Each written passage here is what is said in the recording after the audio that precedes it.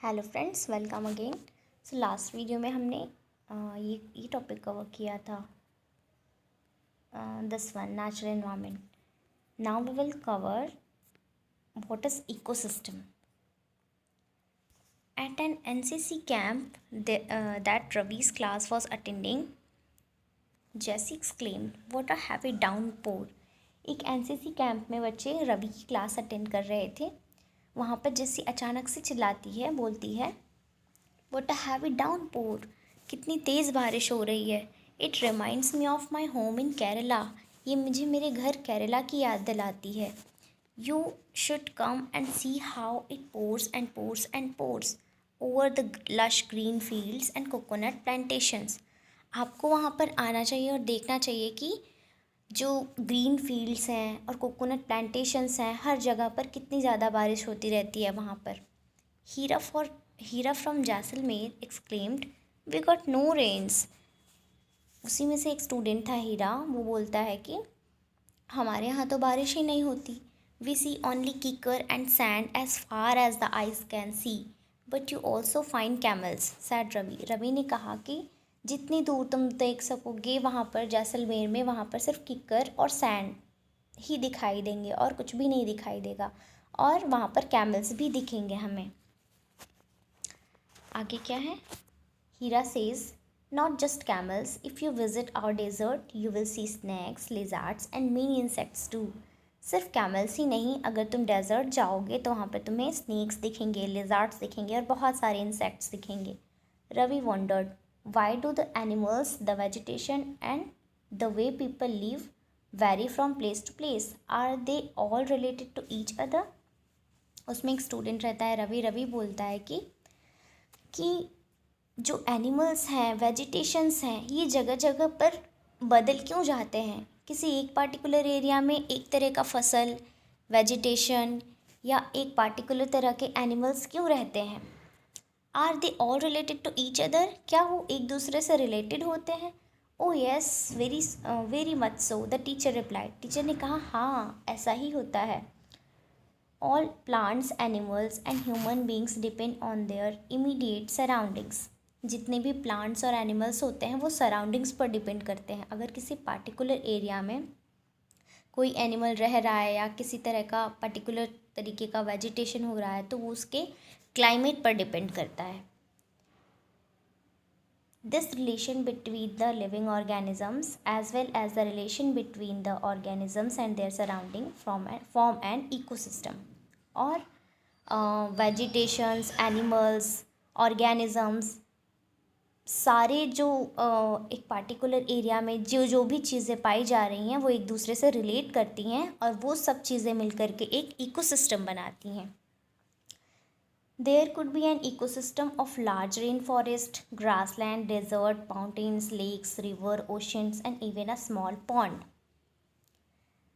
Teacher बता रहे हैं कि इकोसिस्टम एक बड़े से रेन फॉरेस्ट में भी हो सकता है, एक ग्रासलैंड का भी अपना एक इकोसिस्टम होता है, एक डेजर्ट का भी अपना एक इकोसिस्टम होता है, माउंटेन्स, लेक्स, रिवर, ओशंस और एक छोटा सा जो पॉन्ड होता है उसका भी अपना एक इकोसिस्टम होता है। फॉर एग्जांपल, अगर हम डेजर्ट का इकोसिस्टम देखें तो वहाँ का इकोसिस्टम कैसा है? वहाँ का जो क्लाइमेट है ड्राई है, वहाँ पर सैंड्स पाए जा रहे हैं, वहाँ पर पानी का जो है लैक है, एंड जो एनिमल्स पाए जा रहे हैं, लिजार्ड है, कैमल्स है और बाकी जो भी इंसेक्ट्स हैं वो सब मिलकर डेजर्ट का इकोसिस्टम फॉर्म कर रहे हैं। लाइक जो भी चीज़ें हमें डेजर्ट में मिल रही है वो हमें किसी अच्छे एरिया में नहीं मिलेगी जहाँ पर पानी की कमी नहीं है। जहाँ पर पानी की कमी नहीं है वहाँ पर हमें अलग तरह का इकोसिस्टम दिखेगा। कैमल अगर रेगिस्तान में है तो कैमल हमें यहाँ के इकोसिस्टम में नहीं मिलेगा। कैमल्स होते हैं बट इकोसिस्टम फॉर्म नहीं करेंगे यहाँ पर।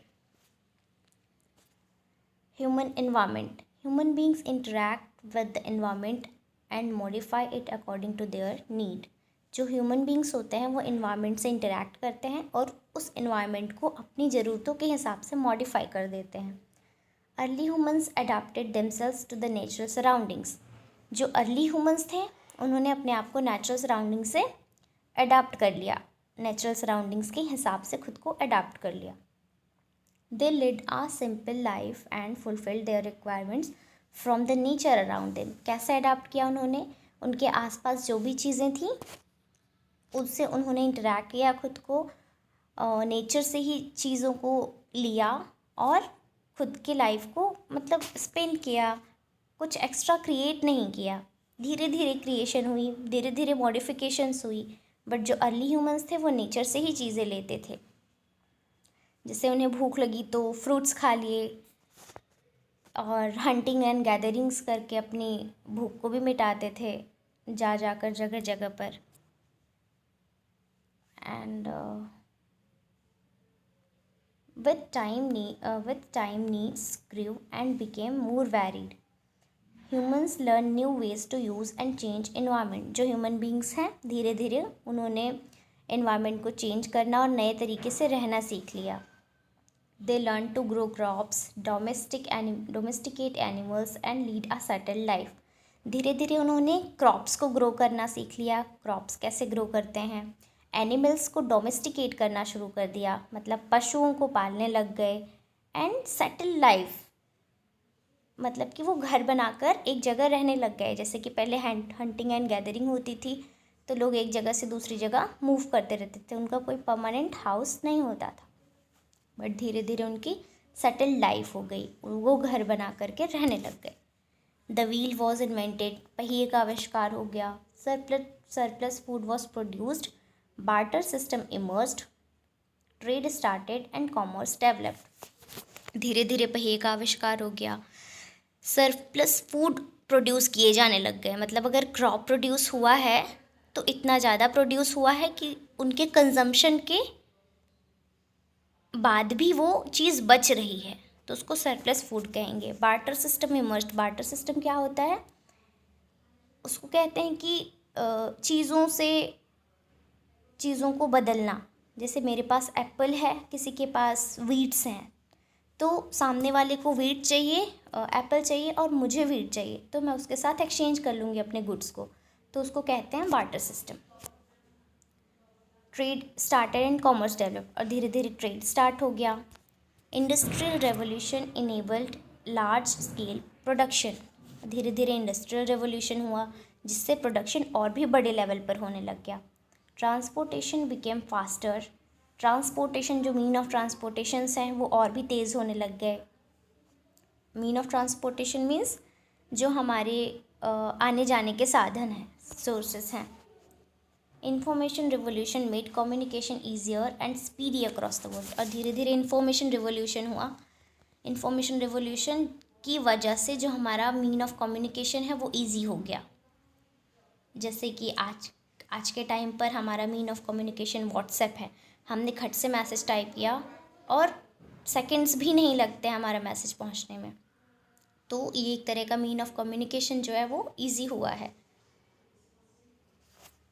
Have you ever thought why you love eating a juicy watermelon in summer and hot roasted peanuts in winter? क्या आपने कभी सोचा है कि आपको गर्मियों के टाइम पे जूसी वाटरमेलन खाना क्यों अच्छा लगता है और ठंडी के टाइम पर, सर्दियों के टाइम में रोस्टेड पीनट्स खाना क्यों पसंद है?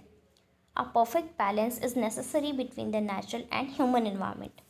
वो इसलिए क्योंकि नेचुरल और ह्यूमन इन्वायरमेंट में, नेचर के बीच में और ह्यूमन के बीच में एक परफेक्ट बैलेंस होना ज़रूरी है। Human must learn to live and use their environment in a harmonious way. हम ठंडियों में वाटरमेलन का जूस नहीं पी सकते हैं, ना ही वो अवेलेबल होता है, और गर्मियों में वाटरमेलन अवेलेबल होता है क्योंकि उस टाइम हमें वाटर की, हमारी बॉडी को वाटर की नीड ज़्यादा होती है और हम खुद को हाइड्रेटेड रखना चाहते हैं, इसलिए गर्मियों में अक्सर जूसी फ्रूट्स होते हैं। एंड आगे है Noori, a girl from Mizoram from Ravi's class often talks about the lush green surroundings of her place. एक लड़की है नूरी, रवि के क्लास की है, जो वो हमेशा अपने जहाँ पर उसका घर है मिज़ोरम में, वहाँ पर बहुत ही ग्रीन ग्रीन है, सब कुछ हरियाली है वहाँ पर, उसके बारे में बात करती रहती है। Seeing Ravi upset at having lost his playground, Noori invited him to visit her home state during coming vacation. जब नूरी ने देखा कि रवि अपसेट है अपना प्लेग्राउंड खो करके, जहाँ पर बिल्डिंग्स डेवलप की जा रही थी, उसने सोचा कि अब जो वेकेशंस आएंगी, छुट्टियाँ आएंगी, वो रवि को अपने घर ले जाएगी, अपने होम टाउन में ले जाएगी और ग्रीनरी दिखाएगी। Ravi's teacher asked the student to draw the landscape, houses and activities of the people and places they visit during the holidays. फिर रवि के टीचर ने कहा कि सारे बच्चे एक लैंडस्केप बनाएंगे और activities of the people and places they visit during holidays. अपनी छुट्टियों में वो जहाँ भी जाने वाले हैं वहाँ का वो एक लैंडस्केप बनाएंगे। And this chapter is finished. तो ये हमारा लास्ट टॉपिक था, ह्यूमन एनवायरनमेंट। हम सेकेंड चैप्टर नेक्स्ट वीडियो में कवर करेंगे। Thank you so much to all of you.